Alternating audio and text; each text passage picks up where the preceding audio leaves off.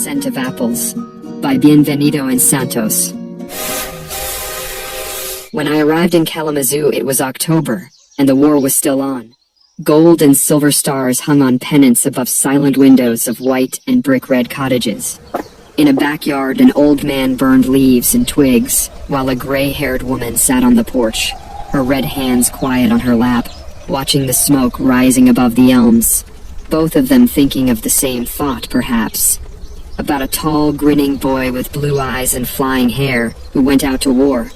Where could he be now this month when leaves were turning into gold, and the fragrance of gathered apples was in the wind? It was a cold night when I left my room at the hotel for a usual speaking engagement. I walked but a little way. A heavy wind coming up from Lake Michigan was icy on the face. It felt like winter straying early in the northern woodlands. Under the lampposts, the leaves shone like bronze, and they rolled on the pavements like the ghost feet of 1,000 autumns long dead, long before the boys left for faraway lands without great icy winds and promise of winter early in the air, lands without apple trees. The singing and the gold. It was the same night I met Celestino Fabia. Just a Filipino farmer, he called himself, who had a farm about 30 miles east of Kalamazoo. You came all that way on a night like this, just to hear me talk? I asked. I've seen no Filipino for so many years now, he answered quickly. So when I saw your name in the papers where it says you come from the islands and that you're going to talk, I come right away. Earlier that night I had addressed a college crowd, mostly women. It appeared that they wanted me to talk about my country. They wanted me to tell them things about it because my country had become a lost country. Everywhere in the land the enemy stalked. Over it a great silence hung, and their boys were there, unheard from, or they were on their way to some little-known island on the Pacific, young boys all, hardly men, thinking of harvest moons and smell of forest fire. It was not hard talking about our own people. I knew them well, and I loved them, and they seemed so far away during those terrible years that I must have spoken of them with a little fervor, a little nostalgia. In the open forum that followed, the audience wanted to know whether there was much difference between our women and the American women. I tried to answer the question as best as I could, saying, among other things, that I did not know much about American women, except that they looked friendly. But differences or similarities in inner qualities such as naturally belong to the heart or to the mind, I could only speak about with vagueness. While I was trying to explain away the fact that it was not easy to make comparisons, a man rose from the rear of the hail, wanting to say something. In the distance, he looked slight and old and very brown. Even before he spoke, I knew that he was, like me, a Filipino. I'm a Filipino, he began, loud and clear, in a voice that seemed used to wide-open spaces. I'm just a Filipino farmer out in the country. He waved his hand towards the door. I left the Philippines more than 20 years ago and have never been back. Never will, perhaps. I want to find out, sir, are our Filipino women the same like they were 20 years ago? As he sat down, the hall filled with voices, hushed and intrigued. I weighed my answer carefully. I did not want to tell a lie, yet I did not want to say anything that would seem platitudinous, insincere. But more important than these considerations, it seemed to me that moment, as I looked towards my countryman, I must give him an answer that would not make him so unhappy. Surely all these years he must have held on to certain ideals, certain beliefs, even illusions peculiar to the exile. First, I said as the voices gradually died down and every eye seemed upon me, first, tell me what our women were like 20 years ago. The man stood to answer. Yes, he said. You're too young. 20 years ago our women were nice, they were modest, they wore their hair long, they dressed proper and went for no monkey business. They were natural, they went to church regular, and they were faithful. He had spoken slowly, and now in what seemed like an afterthought added, It's the men who ain't. Now I knew what I was going to say.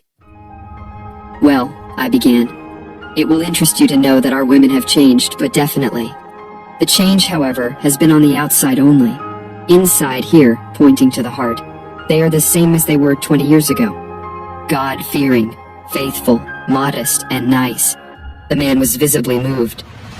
"I'm very happy, sir," he said, in the manner of one who, having stakes on the land, had found no cause to regret one's sentimental investment. After this, everything that was said and done in that hall that night seemed like an anticlimax. And later, as we walked outside, he gave me his name and told me of his farm 30 miles east of the city.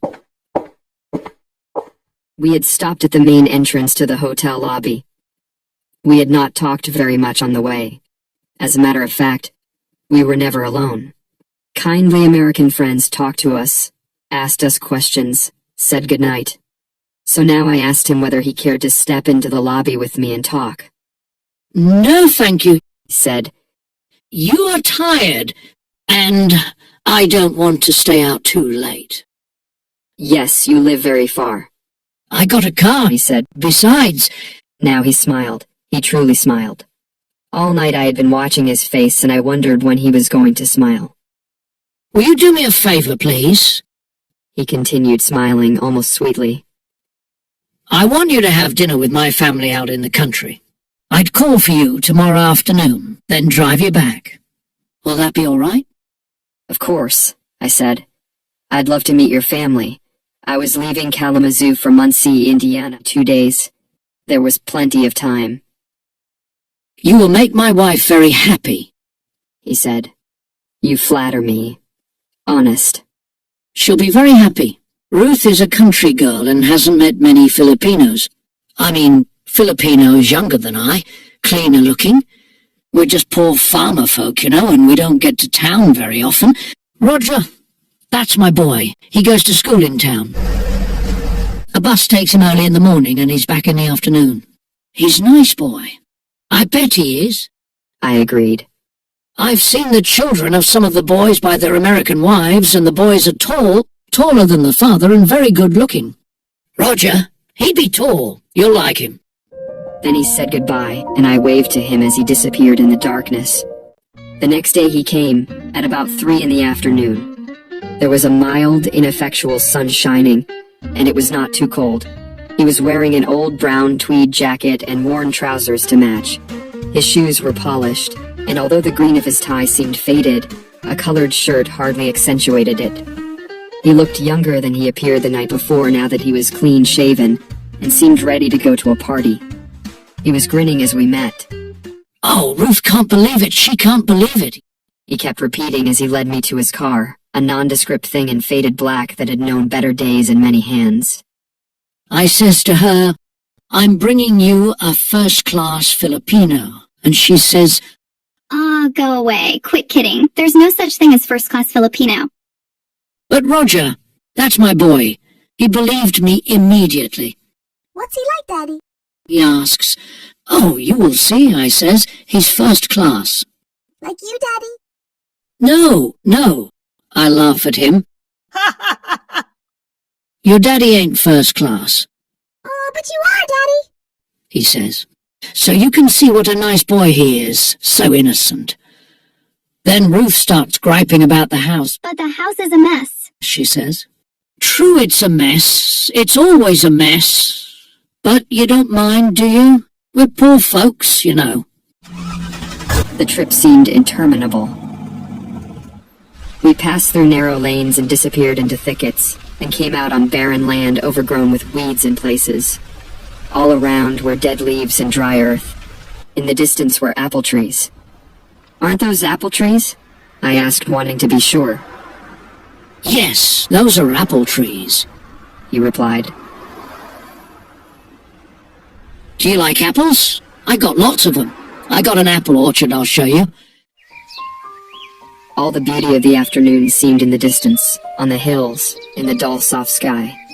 "Those trees are beautiful on the hills," I said. "Autumn's a lovely season. The trees are getting ready to die, and they show their colors proud-like." "No such thing in our own country," I said. That remark seemed unkind, I realized later. It touched him off on a long deserted tangent, but ever there perhaps. How many times did the lonely mind take unpleasant detours away from the familiar winding lanes towards home? For fear of this, the remembered hurt, the long-lost youth, the grim shadows of the years.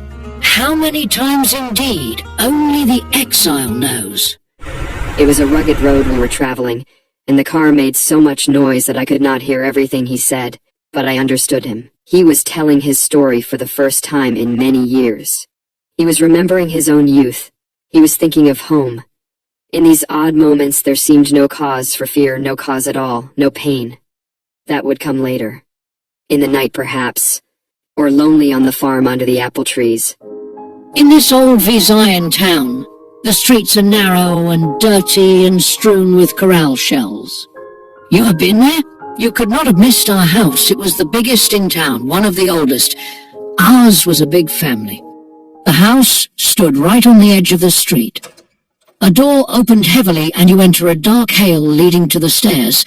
There is the smell of chickens roosting on the low-topped walls.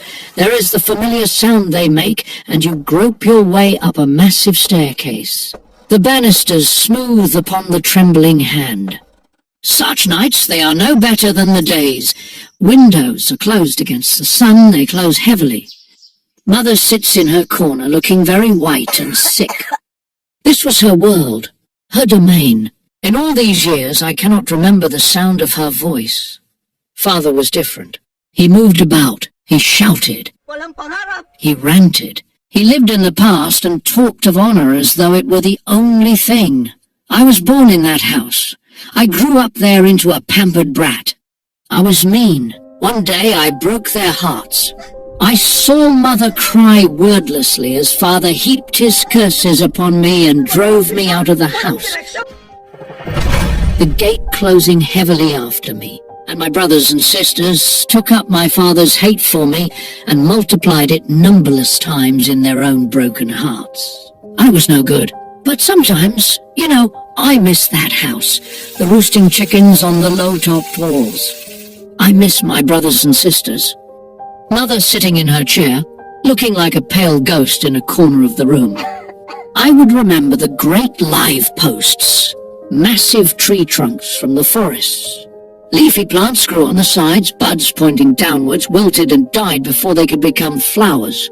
As they fell on the floor, Father bent to pick them and throw them out into the corral streets. His hands were strong. I have kissed those hands many times, many times. Finally, we rounded a deep curve and suddenly came upon a shanty, all but ready to crumple in a heap on the ground. Its plastered walls were rotting away. The floor was hardly a foot from the ground. I thought of the cottages of the poor colored folk in the south, the hovels of the poor everywhere in the land. This one stood all by itself, as though by common consent all the folk that used to live here had decided to stay away, despising it, ashamed of it. Even the lovely season could not color it with beauty. A dog barked loudly as we approached. A fat blonde woman stood at the door with a little boy by her side. Roger seemed newly scrubbed. He hardly took his eyes off me. Ruth had a clean apron around her shapeless waist. Hi, nice to meet you. Now, as she shook my hands in sincere delight, I noticed shamefacedly how rough her hands, how coarse and red with labor. How ugly. She was no longer young, and her smile was pathetic. As we stepped inside and the door closed behind us, immediately I was aware of the familiar scent of apples. The room was bare, except for a few ancient pieces of second-hand furniture. In the middle of the room stood a stove to keep the family warm in winter. The walls were bare. Over the dining table hung a lamp yet unlighted. Ruth got busy with the drinks. She kept coming in and out of a rear room that must have been the kitchen, and soon the table was heavy with food, fried chicken legs and rice, and green peas and corn on the ear. Even as we ate, Ruth kept standing and going to the kitchen for more food. Roger ate like a little gentleman. Isn't he nice looking? His father asked. You are a handsome boy, Roger, I said. The boy smiled at me. You look like Daddy, he said. Afterwards, I noticed an old picture leaning on the top of a dresser and stood to pick it up. It was yellow and soiled with many fingerings. The faded figure of a woman in Philippine dress could yet be distinguished, although the face had become a blur. I began. I don't know who she is, Fabia hastened to say. I picked that picture many years ago in a room on LaSalle Street in Chicago. I have often wondered who she is. The face wasn't a blur in the beginning? Oh no, it was a young face and good. Ruth came with a plate full of apples. Ah, I cried, picking out a ripe one. I've been thinking where all the scent of apples came from. The room is full of it. I'll show you, said Fabia. He showed me a back room, not very big. It was half full of apples. Every day, he explained, I take some of them to town to sell to the groceries. Prices have been low. I've been losing on the trips. These apples will spoil, I said. We'll feed them to the pigs. Then he showed me around the farm. It was twilight now, and the apple trees stood bare against a glowing western sky. In apple blossom time it must be lovely here, I thought. But what about wintertime? One day, according to Fabia, a few years ago, before Roger was born, he had an attack of acute appendicitis. It was deep winter. The snow lay heavy everywhere. Ruth was pregnant and none too well herself. At first she did not know what to do. She bundled him in warm clothing and put him on a cot near the stove. She shoveled the snow from their front door and practically carried the suffering man on her shoulders, dragging him through the newly made path towards the road where they waited for the U.S. mail car to pass. Meanwhile, snowflakes poured all over them, and she kept rubbing the man's arms and legs as she herself nearly froze to death. Go back to the house, Ruth. Her husband cried. You'll freeze to death. But she clung to him wordlessly. Even as she massaged his arms and legs, her tears rolled down her cheeks. I won't leave you. I won't leave you, she repeated. Finally, the U.S. mail car arrived. The mailman, who knew them well, helped them board the car, and without stopping on his usual route, took the sick man and his wife direct to the nearest hospital. Ruth stayed in the hospital with Fabia. She slept in a corridor outside the patient's ward, and in the daytime helped in scrubbing the floor and washing the dishes and cleaning the men's things. They didn't have enough money, and Ruth was willing to work like a slave. Ruth's a nice girl, said Fabia. Like our own Filipino women.